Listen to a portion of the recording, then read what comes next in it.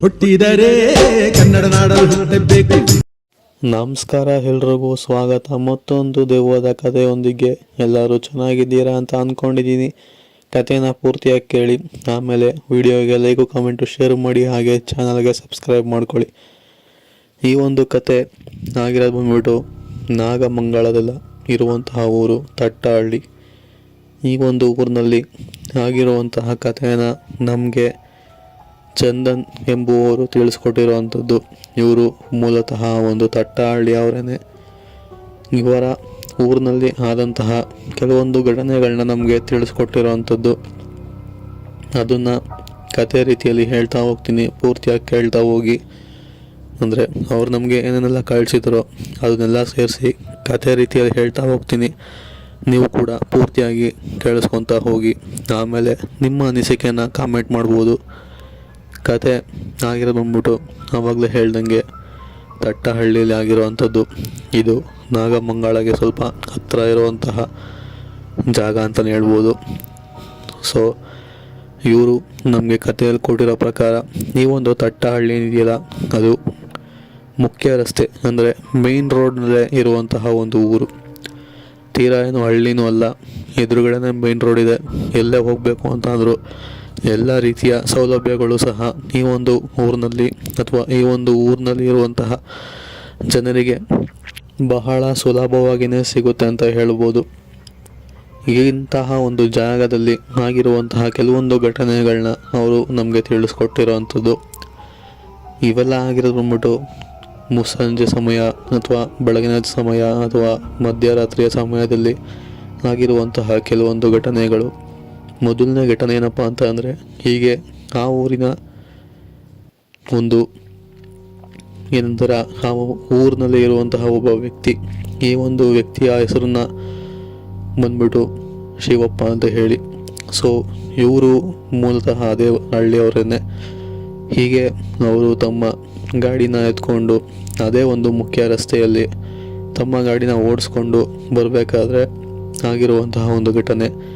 ಅಂದರೆ ಸಮಯ ಸುಮಾರು ಸಂಜೆ 6:30ರಿಂದ 7 ಗಂಟೆ ಆಗಿರ್ಬೋದು. ಆವಾಗಲೇ ಹೇಳ್ದಂಗೆ ಆ ಒಂದು ದಾರಿ ಒಂದು ಮುಖ್ಯ ರಸ್ತೆನೇ, ನಾಗಮಂಗಲಗೆ ಹೋಗುವಂತಹ ಮುಖ್ಯ ರಸ್ತೆನೇ. ಆ ಒಂದು ಮುಖ್ಯ ರಸ್ತೆ ಪಕ್ಕದಲ್ಲಿರುವಂತಹ ಒಂದು ಊರು. ಬಟ್ ಈ ಒಂದು ವ್ಯಕ್ತಿ ಏನಿರಲ್ಲ ಶಿವಪ್ಪ ಎಂಬುವವರು, ಇವ್ರ ಗಾಡಿನ ಹತ್ಕೊಂಡು ಬರಬೇಕಾದ್ರೆ ಆ ಒಂದು ಮುಖ್ಯ ರಸ್ತೆಯಲ್ಲಿ ಯಾರೋ ಒಂದು ವ್ಯಕ್ತಿ, ಅಂದರೆ ವಯಸ್ಸಾಗಿರುವಂತಹ ವ್ಯಕ್ತಿನೇ ಅವ್ರ ಗಾಡಿಗೆ ಅಡ್ಡ ಹಾಕಿ ಡ್ರಾಪ್ನ ಕೇಳಿರೋವಂಥದ್ದು.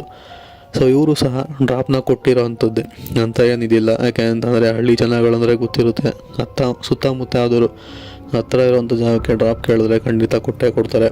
ಅದೇ ಥರ ಈ ಒಂದು ಶಿವಪ್ಪ ಎನ್ನುವರು ಕೂಡ ಆ ಒಂದು ವಯಸ್ಸಾದ ವ್ಯಕ್ತಿಗೆ ಡ್ರಾಪ್ ಹಾಕಿರೋವಂಥದ್ದು.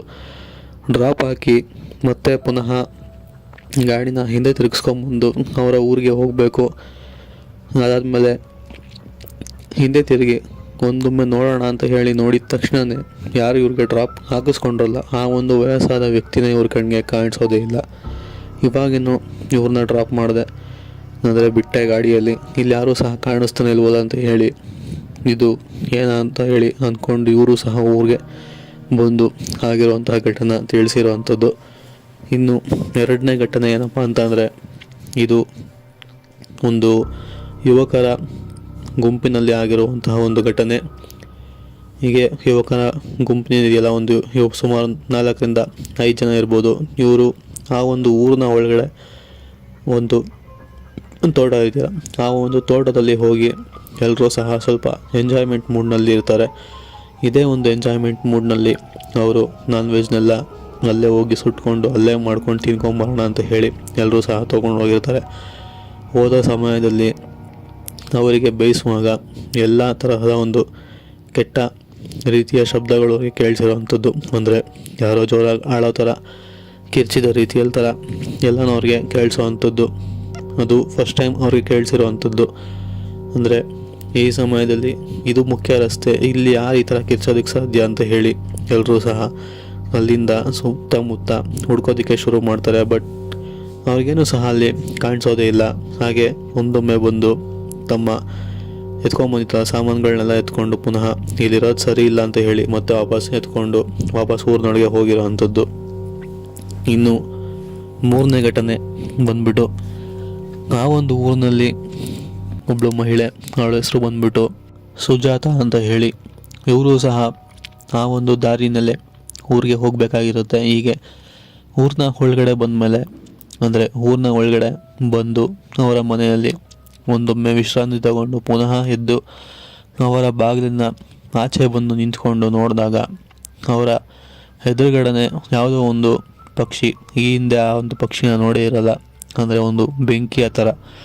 ಆ ಒಂದು ಬೆಂಕಿ ಇದ್ದಕ್ಕಿದ್ದಂಗೆ ಹತ್ಕೊಂಡು, ಅಂದರೆ ಏನಂತೀರ, ಅಲ್ಲಿ ಹಾರಿಕೊಂಡು ಒಂದು ಜಾಗದಿಂದ ಇನ್ನೊಂದು ಜಾಗಕ್ಕೆ ನಿಧಾನವಾಗಿ ತೇಲ್ತಿರೋ ಅಂತಹ ಒಂದು ಸನ್ನಿವೇಶನ ಈ ಒಂದು ಸುಜಾತ ಎಂಬುವವರು ನೋಡಿರೋ ಅಂಥದ್ದು.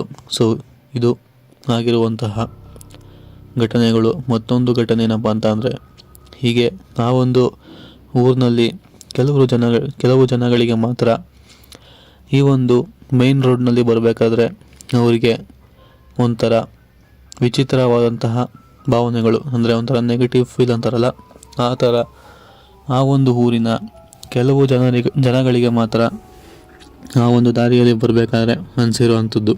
ಸೊ ಇದು ಕೆಲವೊಂದು ಘಟನೆಗಳು ನಮಗೆ ತಿಳಿಸಿರೋ ಅಂಥದ್ದು. ಸೊ ಈ ಒಂದು ಊರಿನಲ್ಲಿ ಆಗಿರುವಂತಹ ಕೆಲವೊಂದು ಘಟನೆಗಳನ್ನ ಅವ್ರು ನಮ್ಗೆ ಯಾವ ಥರ ತಿಳಿಸಿದಾರೋ ನಾನು ಕೂಡ ನಿಮಗೆ ಈ ಒಂದು ವಿಡಿಯೋದಲ್ಲಿ ಅದೇ ಥರನೇ ಪೂರ್ತಿಯಾಗಿ ತಿಳಿಸಿದ್ದೀನಿ. ಅಂದರೆ ಅವ್ರು ಕೊಟ್ಟಿರೋವಂಥದ್ದು ಬಂದು 4 ಘಟನೆಗಳು. ಸೊ ನಾನು ಕೂಡ ನಿಮ್ಮ ಮುಂದೆ 4 ಘಟನೆಗಳನ್ನ ಹೇಳಿದ್ದೀನಿ. ಈ ಒಂದು ಘಟನೆಗಳಿಗೂ ನಿಮಗೆ ಏನನ್ನಿಸ್ತು ಅಂತ ಹೇಳಿ ಕಾಮೆಂಟ್ ಮಾಡ್ಬೋದು. ಮತ್ತೊಂದು ವಿಡಿಯೋ ಜೊತೆಗೆ ಮತ್ತೆ ಸಿಗೋಣ. ಅಲ್ಲಿವರೆಗೂ take care. Good bye friends.